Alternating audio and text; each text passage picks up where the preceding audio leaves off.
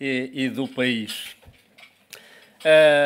Dar-vos nota que é uma grande honra para mim estar aqui convosco, além de uma grande satisfação, e que quando me foi pedido para escolher um tema para podermos, que servisse de base depois a uma troca de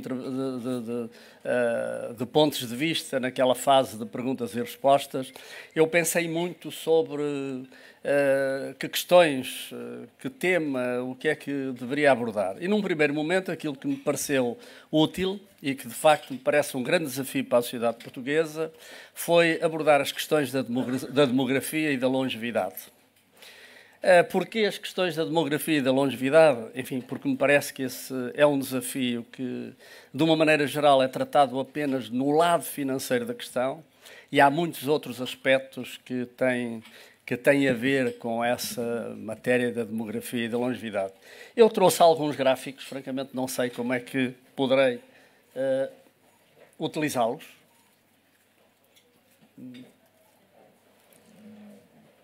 Não estão? Não pode?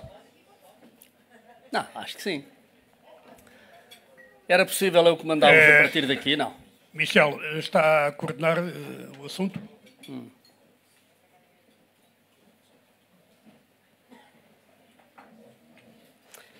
Tem algum... ok. Portanto, pode passar, por favor. Bom, eu não vou amassar-vos muito sobre gráficos, vou passar isto muito rapidamente, mas aqui nós podemos ver a estrutura etária da nossa população, quer masculina, quer feminina, e podemos verificar entre 1992 e 2017, dados reais, como a base se estreita cada vez mais e o gráfico se alonga cada vez mais, o que quer dizer que há uma longevidade cada vez maior e temos cada vez menos pessoas na base, o que quer dizer que há aqui um problema de nascimentos, portanto, que é muitíssimo complicado. Pode passar outro, por favor? Bom, quando olhamos para a evolução, ou as perspectivas de evolução, sem quaisquer medidas corretivas que possam alterar esta situação, as perspectivas até 2080 são absolutamente avassaladoras. Poderia continuar, por favor? Eu não vou referir-me aqui sobre estes resumos, pode continuar. Também não. Gostaria, no entanto, só de deixar uma nota sobre a coesão territorial e social e ver que apenas 8 das 25 regiões atingem índices de coesão 100. Quer dizer que há toda uma parte do nosso território que está razoavelmente, entre aspas, como é óbvio, desertificado e com consequências também ao nível da sua população, que está envelhecida e que é um motivo muito preocupante e que nós temos verificado, aliás. Quem me apresentou não disse que eu sou de Pedrógão Grande, ficam a saber. Também podem colocar questões sobre Pedrógão Grande. Portanto, pode passar. Este é o contributo da economia social, alguns exemplos daquilo que a economia social representa, enfim, em Portugal, que está ali a laranja. Bom, e aí já lá vamos. Podia voltar atrás. Aí já lá vamos. O que eu quero dizer, e vou terminar já com a questão da longevidade, é isto. A longevidade vai colocar-nos enormes desafios. Nós estamos habituados a viver a nossa vida em 3 ciclos, em 3 grandes ciclos, digamos assim. O ciclo que vai desde o nascimento até à formação, o ciclo em que entramos na vida ativa até à idade da reforma, e depois o ciclo em que ficamos à espera de ver o que é que acontece, com o objetivo de vivermos o mais tempo possível, sendo certo que em Portugal as questões da longevidade a partir dos 65 anos colocam problemas terríveis do ponto de vista da saúde ou do ponto de vista da esperança de vida com saúde. São indicadores que têm sido muito debatidos entre nós e que comparam muito desfavoravelmente com aquilo que se passa por esse mundo fora, sobretudo nos países ocidentais e na Europa em particular. Portanto, só para fazerem uma pequena ideia, a esperança de vida com saúde a partir dos 65 anos, enfim, é muito diminuta em Portugal, ao contrário do que acontece, por exemplo, com os países nórdicos, onde a esperança de vida com saúde atinge os 80 anos. Provavelmente isto tem alguma ligação com a economia social e com o peso da economia social em cada um dos países. vê-se que Portugal, não passo por enquanto, vê-se que em Portugal nós temos o peso da economia social é de 2,8 para o valor acrescentado bruto, compara com o Luxemburgo, que é 3,5%, e depois com a França 5%, mas se formos de facto aos países nórdicos desta situação é ainda mais desfavorável. No que diz respeito ao emprego remunerado, a economia social contribui com 6%, enquanto em França contribui com 10%. Enfim, o que significa que há aqui um longo caminho a percorrer do ponto de vista da economia social para que nós possamos aproximar-nos daquilo que as melhores práticas nos países, nossos parceiros da União Europeia, apresentam. Mas a longevidade, dizia eu, coloca o tal desafio dos ciclos de vida. Nós vivemos com 3 ciclos de vida, portanto, como eu referi há pouco, e provavelmente aquilo com que nós vamos estar confrontados dentro de muito pouco tempo, 2, 3 dezenas de anos, é termos uma longevidade que ultrapasse os 100 anos. Não é otimista pensar-se assim, o que quer dizer que isto vem colocar inúmeros desafios a toda a nossa estrutura, a toda a nossa sociedade. Desafios que naturalmente têm a ver, e são essas que são muito sublinhadas, com as questões financeiras, e que têm a ver com todo o quadro de pensionamento ou de pensões que se foi estabelecendo ao longo do tempo. Gostaria de sublinhar que essa questão das pensões não é uma questão tão antiga como isso. Eu recordo-me quando era jovem, a dada altura fui trabalhar para a Caixa Geral de Depósitos, tinha 21 anos, e uma das surpresas que tive foi que me disseram que eu, aos 60 anos e 36 anos de serviço, ia tê-los, com certeza absoluta, tinha direito a uma pensão. E quem não tivesse 36 anos de serviço, no mínimo aos 70 anos, reformava-se obrigatoriamente. É claro que eu trabalhei depois lá na Caixa Geral de Aposentações e tive a oportunidade de verificar que aqueles que chegavam aos 75 anos reformados eram muito pouco. Bem, com esta esperança de vida dá para imaginar que nós temos aqui desafios enormes e provavelmente estes 3 ciclos de vida estão completamente desajustados. E mais, a tónica nas questões financeiras é uma tónica que é insuficiente. Porque o grande desafio que nós temos é de saber como é que uma coisa que, enfim, às vezes não é bem vivida entre nós, como é que nós poderemos transformar essa fase numa fase extraordinária, onde as relações com os amigos, as relações com a sociedade em geral, a capacidade de continuar a viver intensamente, como é que isso se faz? Como é que é possível trabalhar para que estes aspectos sejam relevados e sejam considerados tão importantes como a própria questão financeira ao nível das pensões e da saúde? Eu penso que há aqui um longo caminho a percorrer, há uma longa reflexão a fazer. Não é o momento para tratarmos disso hoje. Creio que não será adequado numa conferência deste género tratar desta matéria. É uma matéria muito densa, mas provavelmente, e era um desafio, o clube poderia organizar uma espécie de mesa redonda bastante alargada, com vários especialistas nesta matéria, nas suas diversas vertentes, para podermos começar a refletir de outro modo, olhar para as questões financeiras, considerá-las como muito importantes, mas podermos verificar, e eu não tenho dúvida que vamos verificar, que há todo um conjunto de aspectos que têm a ver com a longevidade que são tão ou mais importantes do que a questão financeira. E que não é possível resolver só com a questão financeira estes problemas da vida longa, que são muitos. Sei lá, há questões, eu vou-me calar quanto a esta matéria, como, por exemplo, nós estamos habituados a que os jovens, portanto, que iniciam a sua vida ativa, vou utilizar a expressão que é muito corrente, não concorrem com pessoas com 50 anos para o mesmo emprego. Nós vamos assistir a situações dessas. Nós vamos assistir a pessoas de gerações diferentes a competirem para o mesmo emprego, a trabalharem em conjunto, para não falar, enfim, naquilo que a tecnologia, o digital, os desafios que tudo isso traz, que vai trazer cada vez de uma forma mais forte e mais acelerada para a nossa sociedade, e como é que nós podemos aproveitar isso em favor das pessoas. Porque, no fundo, no final de tudo, do nosso trabalho, daquilo que conseguimos fazer de bem ou de mal, estão as pessoas como seus destinatários. As pessoas que somos todos nós. Nós somos uma sociedade de pessoas. Eu gostei da referência, permita-me, Dr. Manuel Ramalho, ao Dr. António Silva Neto, quando diz, bom, ele faz questão de dizer que há uma associação e tem associados. E é verdade. há muita forma de discutir o movimento associativo em Portugal e eu vejo muita gente falar de sócios. As associações têm associados porque se distinguem daquelas organizações que têm sócios. Os sócios são sócios de capital. As associações são associações de pessoas, como a Associação Mutualista, que eu tenho a honra e o privilégio de dirigir. Isso é muito importante. De facto, as associações são associações de pessoas. E organizam-se, as pessoas que pertencem a cada uma das associações, organizam-se no sentido de resolver problemas comuns. E os problemas comuns podem ser simples, mas podem ser problemas muito complexos, nomeadamente cobertura de contingências, etc. E às vezes nós não temos isso em conta. Mesmo os reguladores, os legisladores, as pessoas pensantes em torno desta matéria, enfim, acabam por olhar para o movimento associativo, para as associações, numa lógica de empresarial, que são empresas, mas numa lógica de empresas de capital, e essa não é a forma correta, não é a forma ajustada, não é a forma que permite encontrar as melhores soluções para os problemas que as pessoas, por si próprias, sem dependerem do Estado, mas confiando nas suas forças e nas suas capacidades, querem resolver associando-se.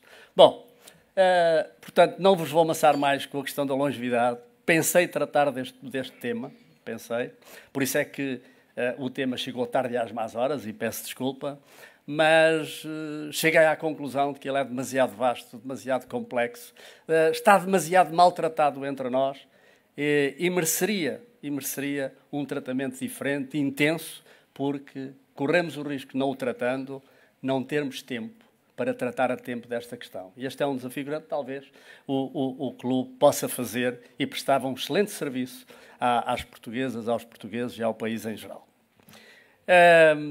Bom, entrando diretamente no tema da economia social e o sistema financeiro, eu gostaria de fazer aqui deixar uma breve nota sobre uma leitura muito ampla, não só em Portugal, mas até em termos internacionais, daquilo que tem sido o papel da economia social. Quando nós olhamos, eu ainda há pouco tempo estive numa conferência organizada pelo CIRIEC Portugal, sobre a égide do professor Jorge Sá, que está aqui connosco, não sei onde é que está, mas já ouvi, está aqui, onde vieram especialistas, pessoas muito conhecedoras desta problemática, um do Canadá e outro de França, e onde foi possível, no Salão de Atos do ISCTE, discutir de uma forma muito profunda esta matéria. E as experiências que esses nossos amigos nos trouxeram, e foram eles, como podiam ser outros, de vários países da União Europeia e também do continente americano, mostrar-nos como a economia social desempenha um papel importantíssimo no sistema financeiro desses seus países. Uma conclusão que é possível tirar é que, em geral, mais de metade da poupança dos cidadãos de cada um desses países é confiada a instituições da economia social e gerida por instituições da economia social. Seja sob a forma de produtos de proteção, seja sob a forma de produtos bancários. Portanto, essas instituições, as associações de pessoas, as organizações de pessoas, são aquelas que gerem mais de 50%, portanto, dos recursos das pessoas. Não é essa a situação que acontece em Portugal. As instituições da economia social, como tivemos a oportunidade de ver pelo gráfico, têm ainda um peso e uma atividade que não compara favoravelmente com aquilo que se passa em muitos países da União. E, do ponto de vista financeiro, a atividade seguradora, a atividade bancária, não têm, naturalmente, um peso que lhes permita ter essa ambição num prazo relativamente curto. Mas este é também um desafio para nós olharmos e vermos se isto faz sentido, se não faz sentido, como é que nos devemos organizar, que passos devemos dar no sentido de o movimento associativo, o movimento das pessoas ser cada vez mais forte, mais presente na nossa vida coletiva e também nesse setor da atividade poder desenvolver uma oferta com qualidade de serviço que vá ao encontro daquilo que são as expectativas dos seus associados e as expectativas da sociedade em geral. Quando olhamos para o setor segurador em Portugal, portanto, o peso do setor segurador é muitíssimo pequeno, no que diz respeito à economia social. Há apenas 2 companhias de seguros que pertencem, uma ao Montepio, outra ao Crédito Agrícola, enfim, que de algum modo estão ligadas à economia social porque são detidas a 100% pela economia social. E quando olhamos para o setor financeiro, bancário, apenas o Montepio e o Crédito Agrícola têm essa vertente no conjunto das suas atividades. E se isto não foi preocupante ao longo de muitos anos, enfim, porque as coisas funcionavam bem, não vivemos momentos de crise assim muito acentuados, embora tivéssemos tido alguns. A crise de 29 esteve muito presente entre nós, mas já está muito longínqua. A crise dos artefactos dos anos 50, 1974, e, portanto, todos os acontecimentos a seguir e consequências. Mas nunca foram esses momentos de crise, ou pelo menos os mais recentes, nomeadamente nos anos 70 e 80, quando tivemos depois das primeiras intervenções dos nossos credores, nunca foram sentidos como uma preocupação abalando aquilo que eram os alicerces do setor segurador e do setor bancário em Portugal. Esta crise veio trazer uma alteração qualitativa a esse quadro que nós pudemos observar em outras crises anteriores entre nós. Sobretudo a partir de 1974, inclusive.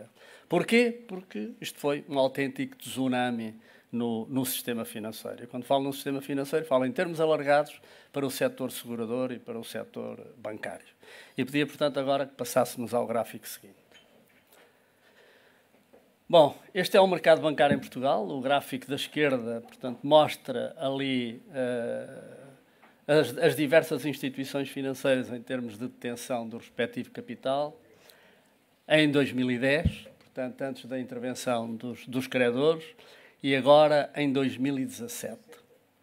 E se verificarem, apenas o Santander, o Popular e o Barclays eram detidos, dominados por capitais estrangeiros.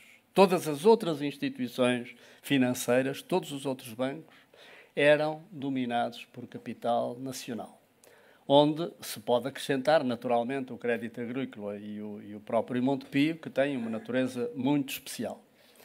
Quando chegamos a 2017, todo aquele conjunto, o que é que aparece? Aparece a Caixa Geral de Depósitos, aparece o Montepio, aparece o Crédito Agrícola. Todo o restante, ou tudo o que resta, a partir daí, de sistema financeiro, é completamente dominado por capitais estrangeiros. Desde o Milénio, o Novo Banco, o BPI, o Santander, o Banco Inter, o BIC e agora mais recentemente o Deutsche com o A-Bank. Esta situação, enfim, foi tratada, do meu ponto de vista, ligeiramente ao longo dos primeiros tempos, porque não interessavam os investidores. O que era importante era que os bancos existissem e funcionassem, mas o tecido empresarial, os empresários, foram alertando ao longo do tempo, pós a entrada da Troika, para os graves problemas que sentiam do ponto de vista do financiamento das suas atividades. E, finalmente, começámos a ter intervenções muito preocupantes relativamente a esta situação. E há alguns artigos de opinião que, enfim, vão aparecendo, cada vez em maior número, que refletem um quadro de preocupação relativamente a esta matéria. Eu permito-me apenas trazer o último à colação, veio na revista Exame do dia 1/9, salvo erro, da jornalista Clara Teixeira. Vale a pena lê-lo. Eu não subscrevo tudo o que vem lá dito, mas a base, o fundo daquilo que ela diz, merece a minha concordância e, sobretudo, merece, da minha parte, um conjunto de preocupações relativamente a esta situação. Eu estou convencido que se nós não atalharmos esta situação, e vai ser difícil, para não dizer impossível, nós vamos ter um problema muito sério. Quem hoje tem filhos em idade de entrarem no mercado de trabalho sabe como a atração das organizações estrangeiras, dos bancos, das indústrias, etc., sobre os nossos jovens é enorme. Sabem como são muitas vezes recrutados em Portugal, num primeiro momento, e como num segundo momento, os melhores dos nossos jovens são desafiados para ir para a sede dessas mesmas organizações, para o estrangeiro. Nós sabemos, depois, as consequências que isso tem do ponto de vista da qualidade humana dos nossos quadros. Sabemos as consequências que isso terá. Portanto, é bom que nós não descuremos o desenvolvimento do país, da sua base empresarial, do emprego qualificado, da criação de condições para que o país seja um país interessante do ponto de vista do clima, da comida, das relações sociais entre as pessoas, mas que seja um país atrativo para viver do ponto de vista do desenvolvimento de uma atividade profissional intensa e rica, desde o início em que se começa a trabalhar até ao fim da vida. E não termos instituições que, numa lógica de proximidade, com uma preocupação com o interesse nacional, com o sistema financeiro nacional, com a vida das nossas empresas, a olhar para o apoio a esse desenvolvimento, seja do ponto de vista da prestação de serviços, seja do ponto de vista do financiamento, de uma forma direta ou através dos próprios mercados, isso não vai ser bom. E não vai ser bom e vamos pagá-lo. Vamos pagá-lo. Provavelmente não serei eu, enfim, que já estou completamente amortizado e só falta abater em meu ativo, portanto não há nenhum problema, mas aqueles que são os mais jovens, que têm hoje 40, 50 anos, 60 anos, vão verificar como a sua vida será muito mais difícil se nós corajosamente não tivermos capacidade para pôr o dedo na ferida e para nos batermos por um país que possa também bastar-se a si próprio nesta matéria. Só uma última nota relativamente a esta questão. Se nós olharmos para o que se passa pelo mundo, enfim, e aceitando aqui ainda como bom, só para servir de base ao argumento, a banca de investimento, aceita-se uma divisão entre banca de investimento e banca de retalho. De uma maneira geral, a banca de investimento é uma banca que tem capitais de diversas origens e, portanto, interessa pouco o domínio. Muitas vezes isso até é enriquecedor para o país onde se instalam, porque trazem técnicas e capacidades de fazer chegar as empresas e os diversos clientes ao mercado que, em termos nacionais, não são possíveis. Mas a banca de retalho, de uma maneira geral, é dominada por capitais nacionais. Basta corrermos e vermos aquilo que se passa no país ao lado, em França, na Itália, etc., e na Alemanha. Enfim, são uns arautos de uma série de coisas, para vermos como nós estamos, de facto, em contraciclo relativamente a tudo isto. Um país com dificuldades de desenvolvimento. Um país que precisa, muito rapidamente, encontrar o caminho do crescimento para poder até responder àquilo que são as suas obrigações perante os credores. Não pode deixar de olhar para este desafio do sistema financeiro e ver como é que nós podemos rapidamente fazer o caminho, do meu ponto de vista, certo e necessário para apoiar a nossa economia, para apoiar as nossas empresas e os nossos empresários. E não tenham dúvidas que as instituições da economia social podem aqui desempenhar um papel importantíssimo. Aliás, desempenharam-no. Não foi por acaso que foram as únicas que resistiram nesta hecatombe, juntamente com o Banco Público, a todo o caudal de dificuldades por que passaram. Resistiram. E não viveram protegidas por ambiente amniótico. Pelo contrário, viveram mais expostas e, em muitas circunstâncias, sujeitas a um quadro de ataques da mais diversa natureza que a realidade foi mostrando que não tinha qualquer fundamento. Porque estas instituições têm uma resiliência notável. Porque, de facto, elas resultam da capacidade associativa das pessoas, resultam da capacidade de gerir as suas atividades de uma forma conservadora, sendo certo que quem está no mercado, enfim, não pode deixar de ser concorrencial.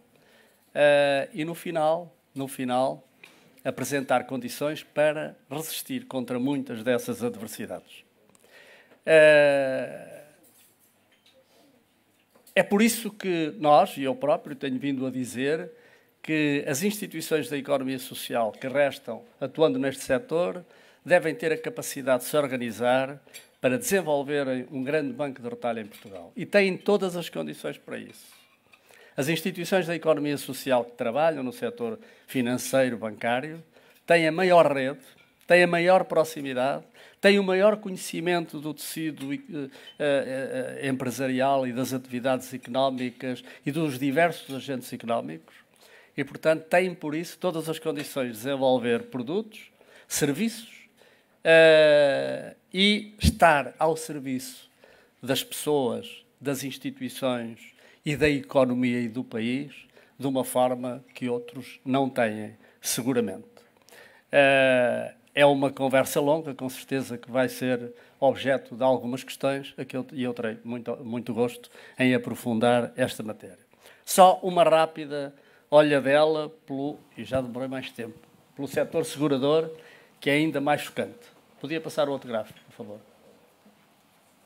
Bom, como veio o setor segurador, tinha ali um conjunto de bandeiras nacionais, portuguesas, e agora praticamente não existe nada. E existem as tais duas companhiazinhas do setor da economia social, do crédito agrícola e do Montepio, a Lusitânia e a Rural. Mas isto em termos de negócio segurador, e termino já, quer dizer o seguinte: antes da crise, o capital nacional dominava 85% do negócio segurador em Portugal. Presentemente, o capital nacional domina 11% do negócio segurador em Portugal. Isto diz bem da transformação e, sobretudo, da destruição de quase 150 anos de atividade seguradora em Portugal. É uma matéria que, tal como a atividade bancária, nos deve fazer pensar. E nos deve fazer pensar tanto mais que hoje as pequenas e médias companhias de seguros, sejam elas nacionais, sejam elas detidas por capital internacional, vivem dificuldades enormes, porque têm custos de resseguro muito superiores às outras companhias detidas por capital internacional e têm que suportar custos operacionais para satisfazer um quadro regulatório muito exigente na linha daquilo que todos os outros têm que suportar.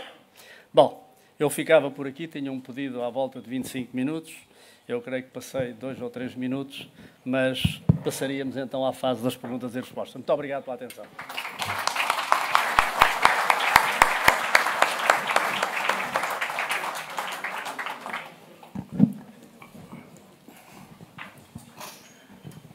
Sr. Presidente, de facto, passou 3 minutos. Vamos relevar, não vamos pedir à entidade reguladora para estipular uma coima. Enquanto os serviços técnicos preparam aqui mais o ambiente, eu gostava de voltar a agradecer aos nossos patrocinadores as ajudas que dão ao nosso clube para conseguir este dinamismo. Se fosse possível, dá-me licença que peça silêncio na sala. Muito obrigado. Dizia eu, agradecer aos nossos patrocinadores, Grupo 8, Lex AM48, Somitel. Também agradecer aos representantes da comunicação social aqui presentes, segundo as indicações que eu tenho, no caso de hoje, o Sol, o I, o Record, a Essencial Business, a Frontline, Vida Económica, a Lusa, e quando está a Lusa, e hoje está com a imagem, estão todos, e o Jornal Económico, cuja plataforma digital, como tive oportunidade de referir no início, está a transmitir em direto para todo o mundo o que se está a passar aqui nesta sala. Uma palavra também para anunciar, e com gosto, que no próximo dia 10 de outubro, uma instituição, uma associação com a qual temos as melhores relações, promoverá um evento, um almoço-debate com o atual líder do PSD, o Dr. Rui Rio. Recebi essa informação há pouco, através do presidente da Associação de Amizade Portugal-Estados Unidos, professor António Neto da Silva, que está connosco, como quase sempre acontece. É no dia 10 de outubro o Dr. Rui Rio, que já foi nosso orador 3 vezes e que voltará a ser brevemente. Mas no dia 10 de outubro estão todos convidados entre aspas, para irem à Associação de Amizade Portugal-Estados Unidos da América. Sr. Presidente António Tomás Correia, o seu discurso, pelo que eu percepcionei, foi, na ótica de todos, muito interessante, e eu queria agradecer-lhe a preparação que fez para nos vir aqui falar de um tema tão atual e de tanto interesse como o que nos trouxe, e também a sugestão que nos deu, que aliás já tínhamos em privado há dias falado, e é uma sugestão que irá mobilizar esse clube. Certamente esse debate será realizado, essa mesa redonda acontecerá e, obviamente, com a sua ilustre presença também. Está aberto o debate, apenas uma pergunta por cada interveniente, de preferência sucinta, e gostava que se identificassem sempre quando colocarem a questão, no âmbito deste tema. E já temos na mesa Brasil o Dr. Luís Canário, nosso associado e membro do Conselho Consultivo do nosso clube. Portanto, no seu caso, a sua apresentação eu fiz. Sr. Dr. Tomás Correia, muito obrigado e muitos parabéns pela sua sucinta e esclarecedora apresentação. Penso que, interligando com os temas que muito bem expôs, gostava de ouvir a sua opinião sobre a carga fiscal praticada em Portugal. Era só. Muito obrigado. Dr. Luís Canário, muito obrigado. O Sr. António Tomás Correia aceita 3 perguntas? Okay. Sim? Pode ser. E a segunda mão no ar, o Dr. Eduardo Marcelo Beton, pôs a mão no ar primeiro. Né? Então, o comendador Marcelo Beton, nosso associado. Bem, acerca da longevidade com a qual eu tenho algum interesse, mas, sobretudo, eu queria saber em que P de concorrência também não coloca os robôs. Os? Robôs. Os robôs. Sim, sim. Muito bem. E na mesa USA, doutor, eu peço desculpa, conheço há muitos anos e toda a gente o conhece, mas neste momento é que eu cheguei ontem de viagem. José Eduardo Martins. José Eduardo Martins. Eu estava no José Eduardo Martins. Obrigado pelo programa que fez, só para ter a certeza que o conheço bem, pelo programa que fez para a gestão da nossa cidade. Não serviu para nada, mas à parte disso, vamos às coisas que interessam.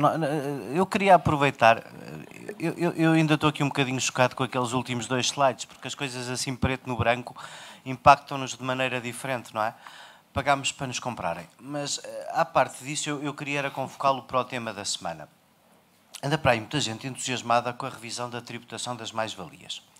Numa altura em que parece que o imobiliário ainda é das poucas coisas que puxa pela economia e que, enfim, talvez eu esteja enganado, mas acho que devíamos premiar qualquer coisa de lucro e risco. Mas, de repente, parece que toda a gente quer rever a tributação das mais-valias. Eu, aproveitando ter quem não tem que trabalhar para os jornais e está mais preocupado com a vida e a conhece, gostava de ouvir a sua opinião sobre isso. Muito obrigado. Sr. António Tomás Correia, pedia-lhe agora também algum poder de síntese nas respostas. Muito rapidamente. Começando pelos robôs, estão no meio. Vamos lá ver. Eu não tenho... Tem muito a ver com a evolução tecnológica. Eu referi na minha intervenção inicial que esse é um dos aspectos e um dos desafios com que nós nos temos que confrontar, embora a questão dos robôs, à semelhança daquilo que aconteceu com a evolução dos equipamentos de fiação aqui há muitos anos, nós vamos conseguir adaptar-nos e encontrar soluções para a nossa vida coletiva e para o emprego e para o trabalho que sejam confortáveis para toda a gente. Eu recordo numa cidade ali no norte da Finlândia que se chama Tampere, que era uma cidade fundamentalmente de fiação. A dada altura, aquilo havia revoltas dos operários todos os dias, porque tinham fábricas imensas, e com o desenvolvimento dos tiares elétricos, aquilo ia acabar com o emprego. O que é facto é que a sociedade resolveu o problema, a cidade de Tampere também resolveu o problema, e aquilo que nós hoje assistimos é uma coisa muito agradável, é que as grandes fábricas em Tampere foram transformadas em edifícios de escritório ou de habitação. A área da tecelagem, da fiação, etc., tem hoje pequenas áreas e continua a produzir em qualidade e em quantidade muito mais significativa. Por virtude dessa transformação da cidade, desenvolveu-se ali uma grande faculdade de arquitetura, muito conhecida no mundo.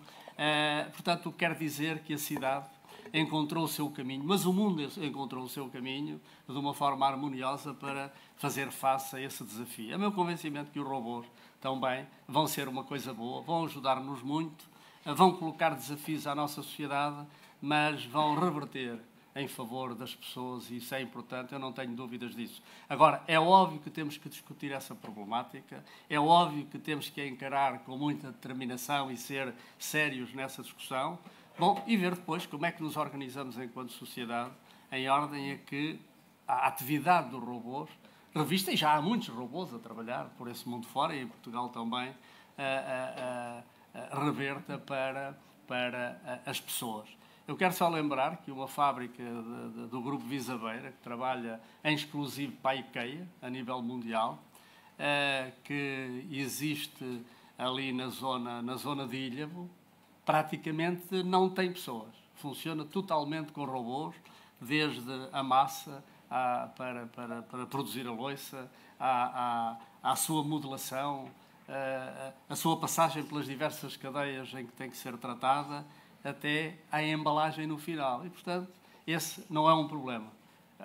Obviamente que o temos que discutir, temos que ver como é que nos organizamos, temos que ver como é que as pessoas beneficiam da atividade dos robôs, mas, francamente, a tecnologia não é uma coisa que me preocupa. Relativamente à carga fiscal em geral em Portugal, o país é um país com uma carga fiscal enorme. Eu creio que a fiscalidade em Portugal tem que ser repensada.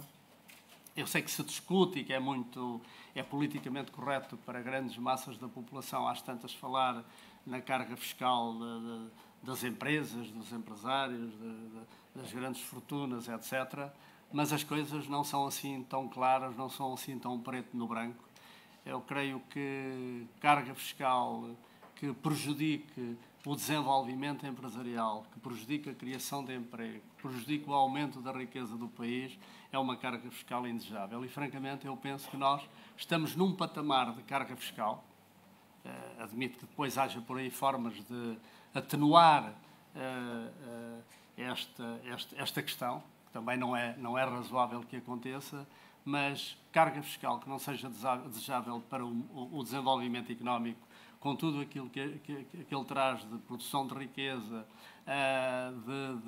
de emprego e de capacidade de redistribuir melhor aquilo que se produz pelas pessoas, é algo que não é desejável. Eu creio que nós roçamos essa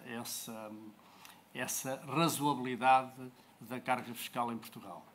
Relativamente ao imobiliário, aquilo que eu, como observador, enfim, atento a muitas realidades e também à questão do imobiliário, naturalmente, como foi dito na apresentação que foi feita a meu respeito, eu dediquei muito da minha vida às questões do imobiliário do lado da banca. Aquilo que eu assisto, e perdoa-me a expressão, é uma espécie de corrida para ver quem é que é mais folclórico nesta matéria.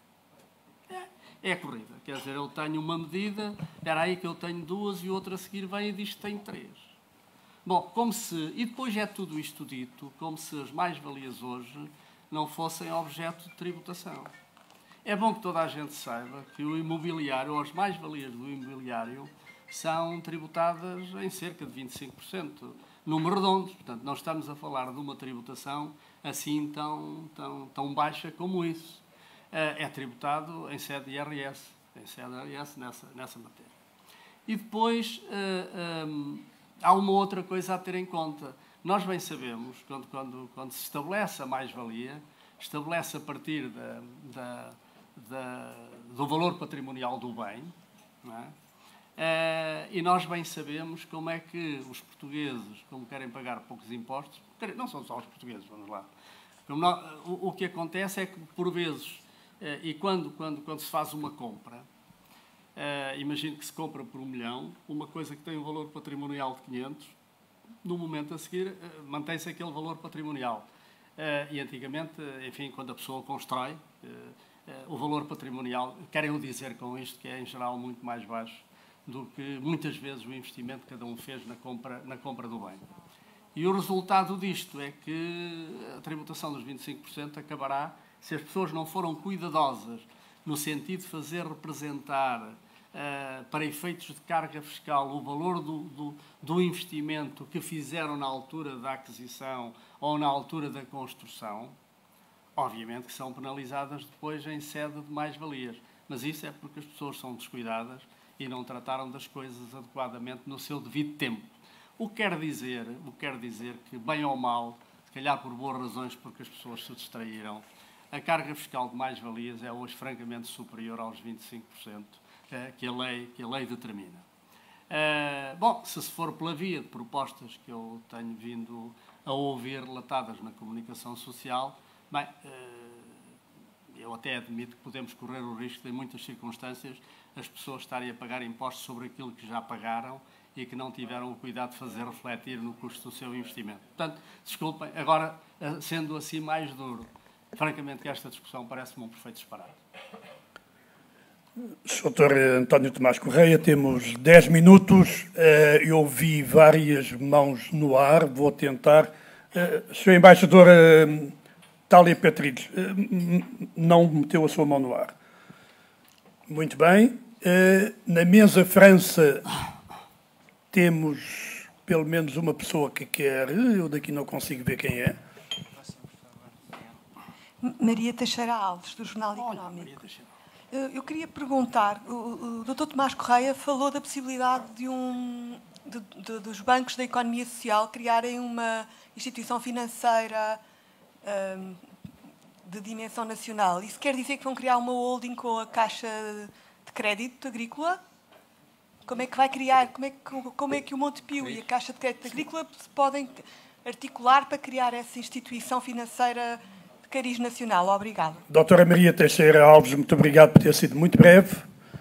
E não sei se na mesa da Guiné-Bissau, Dr. Carlos Gomes Júnior, Sr. Primeiro-Ministro, não tem nenhuma questão, está esclarecido.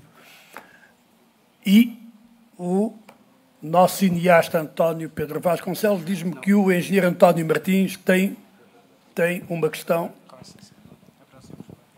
Não é sobre o edifício da Fontes Pereira de Mel, não é aqui do poder do...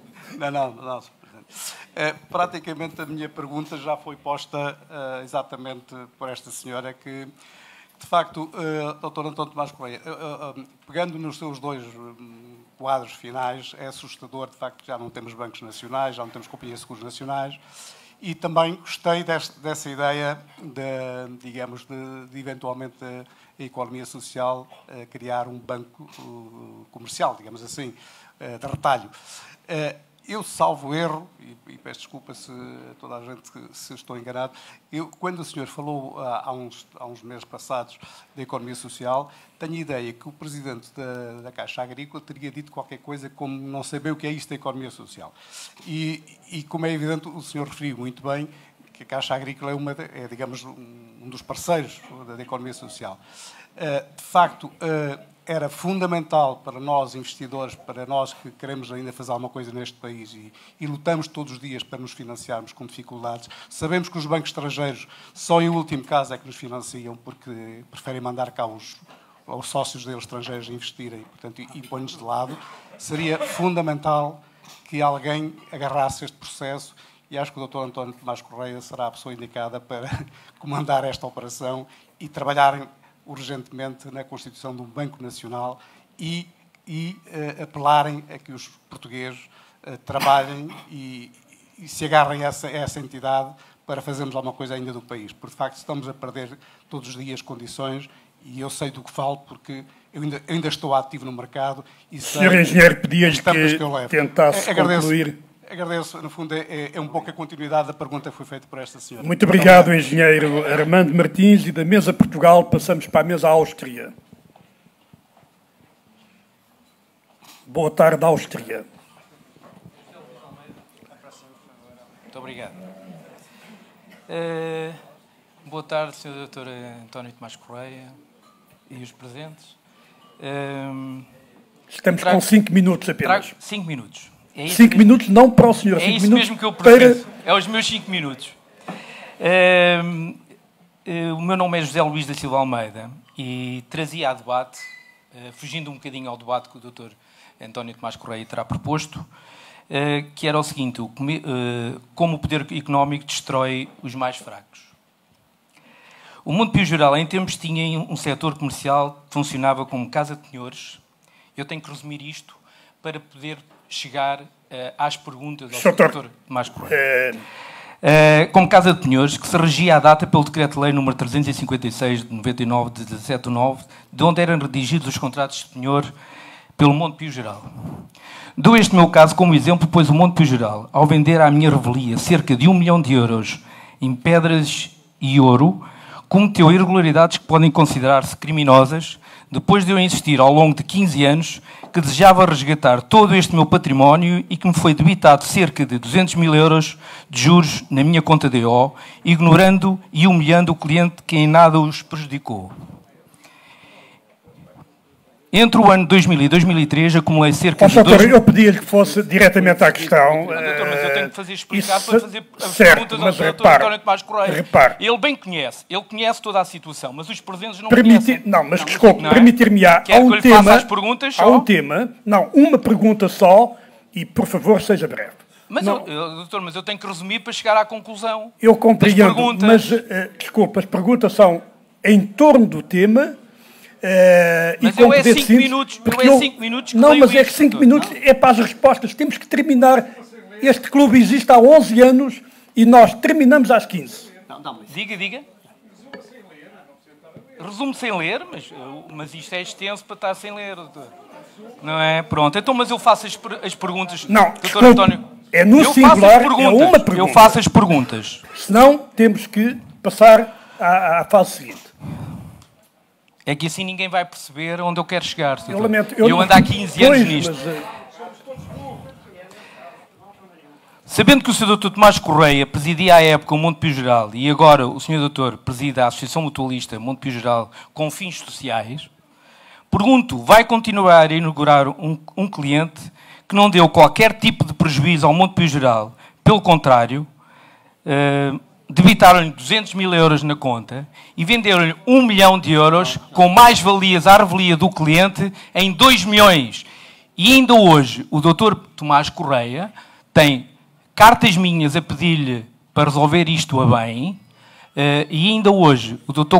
Tomás Correia sempre me ignorou ao fim de 15 anos e nunca me... Doutor, nós estamos num Estado de Direito, certamente tem advogados, apresentou o assunto, doutor, eu tenho advogado, hoje, dirimida em sede própria, não é aqui no clube. Hoje não tenho dinheiro para pagar a advogados. Não é, doutor, derivado àquilo que o Montepio fez. Mas vamos ter que honrar os nossos compromissos. Eu só vamos peço ter que terminar aqui, às 15 horas. Eu só peço eu passo aqui a palavra publicamente, ao Dr. António Tomás Correia. Eu só peço aqui publicamente que o Dr. Tomás Correia tenha a hombridade de, ao fim destes 15 anos, me mandar chamar e eu negociar tudo isto com ele. Doutor, muito obrigado. Nada, obrigado, doutor. Ora bem. Sr. António Tomás Correia, como sabe, o senhor já veio muitas vezes aqui ao clube, nós fazemos questão de terminar à hora prevista, porque temos muito respeito pela agenda dos nossos associados, portanto, também ao Sr. Doutor eu pedia o favor de um bom poder de síntese para responder às questões e, com as suas respostas, concluímos o nosso evento de hoje. O próximo está agendado para o dia 25, o tema é bem diferente e o orador é o Presidente da Liga de Futebol, doutor, porque ele também é licenciado em Direito, Pedro Provença. Doutor, faz favor. Muito obrigado. Bom, uma primeira nota só relativamente a este episódio, não é propriamente uma questão. Os presentes não perceberam, mas os tribunais perceberam perfeitamente e tomaram as decisões que entenderam. Pronto. Pois, exatamente. Bom, portanto, está o assunto todo resolvido. Está bem. Doutor, peço desculpa, mas já teve o seu tempo. Agora, peço desculpa, respeite quem está, respeite o orador. Doutor, não lhe damos mais a palavra. Peço desculpa. Relativamente. Não quero, como deve imaginar, ser indelicado. Nunca fui. Não é hoje que vou ser. Não é hoje que vou ser. Pronto, muito obrigado. Relativamente às questões de como é que se faz uma holding... Bom, Maria Teixeira Alves, nós não vamos... há vários caminhos para levar por diante um determinado projeto. Eu não falei em holdings, não falei em qualquer modelo de desenvolvimento de um grupo financeiro da economia social. O que entendo é que as diversas organizações da economia social têm que ter a capacidade para conversar, discutir e escolher um caminho comum para a intervenção nesta área de atividade. É fundamental que o país disponha de um grupo financeiro da economia social à semelhança, forte, capacitado, preparado para servir o país, para servir os agentes económicos, para servir as pessoas e também as instituições da economia social. Ninguém tem dúvidas que, se não fosse a atuação de instituições da economia social na crise que vivemos, o país tinha tido gravíssimos problemas de coesão social. E ninguém tem dúvidas que as instituições da economia social que atuam no sistema financeiro foram absolutamente decisivas no apoio ao funcionamento das instituições. Se isso não tivesse acontecido, nós teríamos tido gravíssimos problemas. Portanto, isto dito, de certo modo, também está contida a resposta ao engenheiro Armando Martins. Naturalmente, da minha parte e da parte do Montepio, a abertura para o desenvolvimento desse caminho. O caminho já se iniciou, portanto, não estamos a iniciá-lo. Há muitos parceiros da economia social que já estão nesse projeto, tal como foi anunciado até em conferência de imprensa, e estamos convencidos que esse caminho vai ser cada vez mais fortalecido. Nós não queremos viver situações, e durante a crise eu assisti a muitas situações, em que vieram empresas comprar empresas portuguesas, num primeiro momento ficava tudo na mesma, num segundo momento, a atividade industrial ficava cá, mas depois passavam a contabilidade, o marketing, etc., para o país ao lado, e num terceiro momento saiu tudo cá porque levaram os equipamentos e não ficou aqui qualquer produção industrial, porque já tinham os clientes, já tinham a rede, portanto já tinham tudo montado. E isso traduziu-se em desemprego e em zonas de pouco emprego ou de fraco emprego, como foram as zonas do interior, isso foi muito negativo para Portugal e para as pessoas. E, portanto, creio que o desenvolvimento de uma banca de retalho pública, mantendo-a, e o desenvolvimento de um banco de retalho da economia social forte, capaz de competir e de servir convenientemente e adequadamente à economia portuguesa, é uma necessidade e é uma necessidade cada vez mais urgente. Sr. António Tomás Correia, a partir de hoje será nosso sócio honorário, com validade vitalícia, espero que seja por muitas décadas. Vou ter o prazer de lhe entregar o cartão que documenta mesmo essa sua qualidade, depois acompanhá-lo-ei à porta, como faço sempre com os nossos convidados de honra, oradores. Espero voltar a vê-los no dia 25, ou um dia destes, noutros próximos eventos, e ao Dr. Pedro Castanheira Lopes, uma vez mais, parabéns. Eu não sei se já recebeu alguma lembrança dos presentes. Se receber muitas, nós pediremos ao Grupo 8 para proteger esses presentes e acompanhá-lo a casa. Não sei se, por exemplo, o Alex já o convidou para um test drive de um fim de semana, mas só hoje chegou tarde. Logo à noite, quando estiver a celebrar o seu aniversário, faça favor, brinda à saúde de todos nós e teremos muito gosto em que no próximo ano esteja, se for o caso disso, novamente connosco. Sr. António Tomás Correia, muito obrigado pela sua disponibilidade. Um abraço a todos.